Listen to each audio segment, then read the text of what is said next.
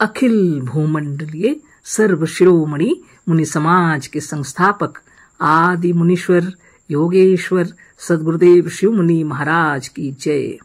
उपस्थित मुनि वृंद, साधु सज्जन वृंद, संत वृंद, साधक वृंद, आध्यात्म ज्ञान के जिज्ञासु और प्रेमियों, सभी श्रोता वृंद, आप सभी को मेरा कोटिशः नमन, सप्रेम जय जीव। तो आध्यात्मिक चर्चा चल रही है और हम लोग सद्गुरुदेव शिव मुनि महाराज रचित ग्रंथ वेदांत सिद्धांत द्वितीय भाग के अंतर्गत अध्याय 9 पर चर्चा करेंगे, है ना। तो अष्टम अध्याय तक पूरा हो गया। इसमें ईश्वर को 5 बतलाए हैं गुरुदेव और यहाँ पर प्रमाण दे रहे हैं। ईश्वर के 5 होने में प्रमाण, यही शीर्षक है यहाँ का। ईश्वर के 5 होने में प्रमाण प्रश्नोत्तर के साथ समझा रहे हैं सद्गुरुदेव। प्रश्न दिए हैं, 5 ईश्वरों के नाम क्या हैं? 5 ईश्वरों के नाम क्या है, यह प्रश्न है। उत्तर है विष्णु, सूर्य, गणेश, देवी और महेश्वर, यही 5 ईश्वरों के नाम है ना। तब बताइए, सूर्य हुआ, है ना, शुरू से उत्तर विष्णु पहला, सूर्य दूसरा, गणेश तीसरा, देवी चौथा और महेश्वर 5, यानी ईश्वर 5 सद्गुरुदेव बतला रहे हैं। प्रश्न दे रहे हैं, ये ईश्वर 5 ही क्यों हुए, इससे अधिक व न्यून क्यों न हुए? प्रश्न है, ये ईश्वर 5 ही क्यों हुए, इससे अधिक या इससे कम क्यों नहीं हुए? उत्तर दे रहे हैं, है ना। 5 से न्यून व अधिक होना सृष्टि क्रम विरुद्ध है। क्योंकि संसार में 5 ही तत्व हैं, ना इससे कम ना अधिक। अतः ईश्वर भी 5 से कम व अधिक नहीं हो सकते, है ना। तो सद्गुरुदेव बतला रहे हैं 5 से कम व अधिक होना सृष्टि क्रम के विरुद्ध है। ईश्वर 5 ही हैं क्योंकि संसार में 5 ही तत्व हैं, गुरुदेव बतला रहे हैं। ना इससे कम ना अधिक, अतः ईश्वर भी 5 से कम व अधिक नहीं हो सकते। प्रश्न फिर है, 5 तत्व तो आपके मत से हैं, परंतु बहुत से लोग इससे अधिक मानते हैं। तो प्रश्न किए हैं, 5 तत्व तो आपके मत से है, 5 तत्व आपके विचार से, आपके मत से है, लेकिन बहुत से लोग इससे अधिक मानते हैं। यह प्रश्न दिया हुआ है। उत्तर दे रहे हैं सद्गुरुदेव, स्वयं ही प्रश्न उत्तर किए हैं हम लोग को समझाने के लिए, है ना। और जितने तत्व दूसरे लोग मानते हैं वही इन्हीं 5 के अंतर्गत हैं। और दूसरे लोग 5 से अधिक जो भी मानते हैं वह भी इन्हीं 5 के अंतर्गत ही हैं। गुरुदेव उत्तर दिए हैं, अपने ही प्रश्न दिए हैं, अपने उत्तर दिए हैं, हम लोगों को समझाने के लिए प्रश्नोत्तर के साथ समझा रहे हैं। और अभी उत्तर पूरा नहीं हुआ है, दे रहे हैं उत्तर। इन 5 तत्वों के नाम ये हैं, पृथ्वी यानी दृढ़ यानी सॉलिड लिखा हुआ है। 5 तत्वों में से पृथ्वी है, दृढ़ है, सॉलिड है। जल द्रव लिक्विड लिखे हैं, है ना। अग्नि तेज गैसियस लिखे हैं। वायु स्पर्शवान इथर, है ना। आकाश निराकार इथरन, है ना। अब जितने दूसरे तत्व जो दूसरे लोग माने हैं वो यदि ठोस हैं तो पृथ्वी के अंतर्गत, यदि द्रव हैं लिक्विड हैं तो जल के अंतर्गत, और यदि प्रकाशमान और दाहक शक्ति वाले हैं तो अग्नि के अंतर्गत आ जाएंगे। इसी प्रकार से और जितने तत्व दूसरे लोग माने हैं वो इन्हीं तत्वों के अंतर्गत हैं। अतः मुख्य तत्व 5 ही हैं। सद्गुरुदेव शिव मुनि महाराज की जय। सद्गुरुदेव प्रमाणित करके हम लोगों को बतला रहे हैं कि ईश्वर 5 हैं और 5 तत्व ही हैं, 5 से ज्यादा और कम नहीं है। और यदि कोई लोग ज्यादा मान रहे हैं 5 तत्वों से अधिक तो वह भी इन्हीं के अंतर्गत आ जाते हैं। गुरुदेव कह रहे हैं पृथ्वी को सॉलिड बताए हैं, पृथ्वी दृढ़ सॉलिड, और जल द्रव लिक्विड, और अग्नि तेज गैसियस, और वायु स्पर्शवान ईथर, और आकाश निराकार ईथरन। इतनी बातें लिखी हैं गुरुदेव। इनके बाद अगर दूसरे तत्व मानते हैं जब अब जितने दूसरे तत्व जो दूसरे लोग माने हैं वो यदि ठोस है तो पृथ्वी के अंतर्गत निश्चित रूप से आएंगे। अगर द्रव यानी तरल है, लिक्विड है, तो जल के अंतर्गत आ जाएंगे। और यदि प्रकाशमान और दाहक शक्ति वाले हैं तो अग्नि के अंतर्गत आ जाएंगे। इसी प्रकार से और जितने तत्व दूसरे लोग माने हैं वो इन्हीं तत्वों के अंतर्गत हैं। अतः मुख्य तत्व 5 ही हैं। आगे फिर है प्रश्न दिए हैं, अच्छा तो इन तत्वों के 5 होने से ईश्वर को क्यों 5 माना जाए? इन तत्वों से ईश्वर से क्या संबंध है? ये यदि 5 हैं तो हुआ करें। प्रश्न स्वयं लिखे फिर भी बहुत अच्छा। अच्छा तो इन तत्वों के 5 होने से ईश्वर को क्यों 5 माना जाए? अगर ये तत्व 5 हैं तो ईश्वर को 5 क्यों माना जाए? इन तत्वों से ईश्वर से क्या संबंध है? इन तत्वों से ईश्वर से क्या संबंध है? ये यदि 5 हैं तो हुआ करें, या 5 हैं तो हुआ करें। ईश्वर से क्या संबंध है? प्रश्न दिए हैं, है ना। ये तत्व 5 है तो ईश्वर 5 ही होंगे, ऐसा क्यों होगा? इन तत्वों से ईश्वर का क्या संबंध है ना।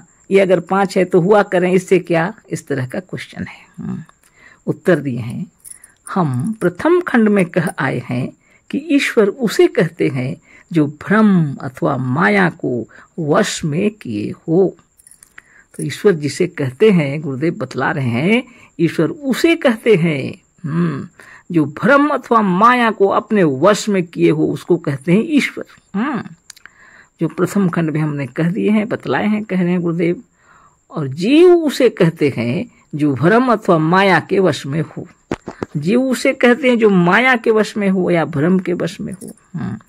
अब देखिए, ईश्वर कहते हैं जिसको उसके वश में माया और या भ्रम उसके वश में है। ईश्वर के वश में माया और भ्रम है। और जीव जिसको कहते हैं तो जीव तो स्वयं भ्रम और माया के वश में वशीभूत है। तो यही अंतर है ना। इन दोनों से जो पृथक है उसका नाम ब्रह्म है, और इन दोनों से जो भिन्न है, अलग है, उसका नाम ब्रह्म है, जिसको माया भी अपने वश में नहीं कर सकता। वो माया के वशीभूत नहीं है, है ना। सबको अपने वश में किए होंगे, है ना।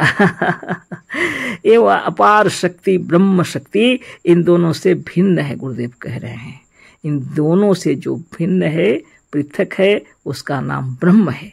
कहने का तात्पर्य यह है कि ईश्वर उसी को कहते हैं जो माया अथवा भ्रम को वश में किए हो। ईश्वर तो माया को अपने वश में किए हैं, भ्रम को अपने वश में किए हैं। ईश्वर उसी को कहते हैं जो माया अथवा भ्रम को वश में किए हों। 2 वस्तु वे हैं, एक जड़ दूसरा चेतन। 2 वस्तु वे हैं, एक जड़ एक दूसरा चेतन। एक संसार दूसरा आत्मा, यानी चेतन बोलिएगा तो आत्मा, जड़ बोलिएगा तो संसार। गुरुदेव कह रहे हैं एक संसार है, दूसरा आत्मा। इन दोनों में आत्मा जो है वह सत्य है, और इन दोनों में जड़ और चेतन में आत्मा जो है वह सत्य है। दूसरा जो जड़ संसार प्रतीत होता है वह असत्य है, भ्रम है, माया है। दूसरा जो जड़ संसार प्रतीत हो रहा है वह वास्तव में असत्य है, भ्रम है, माया है। इसको हम प्रथम खंड में विस्तार से सिद्ध कर चुके हैं। यह संसार अवस्तु होकर भी संसारी जीवों को वस्तु रूप से प्रतीत होता है। यह संसार अवस्तु होते हुए भी, कुछ नहीं होते हुए भी वस्तु के रूप में प्रतीत होता है। संसारी जीव इसको वस्तु के रूप में ही जानते हैं।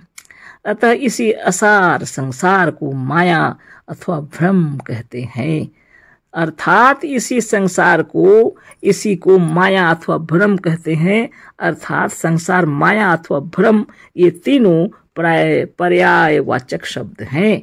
अब गुरुदेव कह रहे हैं संसार बोलिए, माया बोलिए, भ्रम बोलिए, तीनों पर्यायवाची शब्द हैं संसार ही का।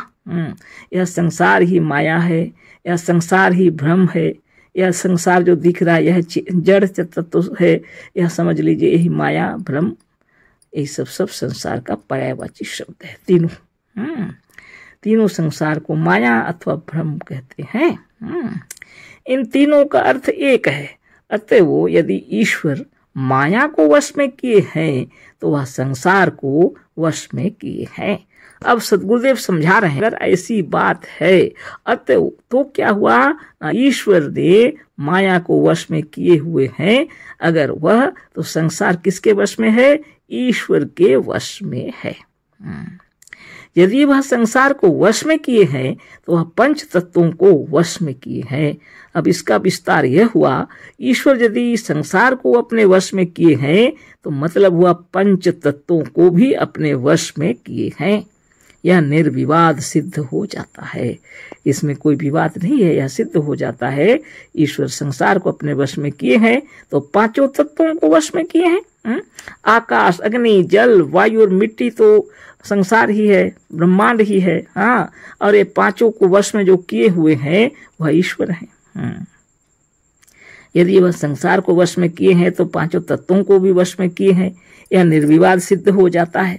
संसार में जो कुछ बना है इन्हीं पंच तत्वों से बना है, और संसार में जो कुछ भी बना है इन्हीं पंच तत्वों से बना है। बहुत सुंदर बात। यह सारा संसार पंच तत्वों में है, यह सारा संसार पंच तत्व में है। यह सर्व संसार केवल पंच तत्वों का एक सम्मिलित रूप है।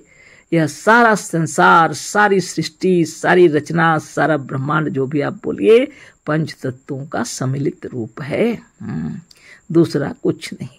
यह तो आपको पता ही है। आकाश, अग्नि, जल, वायु और मिट्टी सब सम्मिलित रूप से सकल सृष्टि आपके समक्ष है, हमारे समक्ष है, जिसके अंदर हम लोग सब कोई चल फिर रहे हैं। हाँ, इनमें से एक एक तत्व एक एक ईश्वर के वश में है। अब इनमें पंच तत्व हैं, और पंच तत्वों का एक एक तत्व का एक एक मालिक है, मतलब एक एक ईश्वर के वश में एक एक तत्व है। और इस प्रकार से पंच तत्व पे संसार पंच देवों के वश में सिद्ध हो जाता है। तो गुरुदेव सिद्ध करके बतला दिए, इस तरह से एक एक तत्व का एक एक ईश्वर है, इस तरह से पंच तत्वों का एक एक देव है, सिद्ध हो जाता है। अतएव ईश्वर 5 से न्यून व अधिक नहीं हो सकता।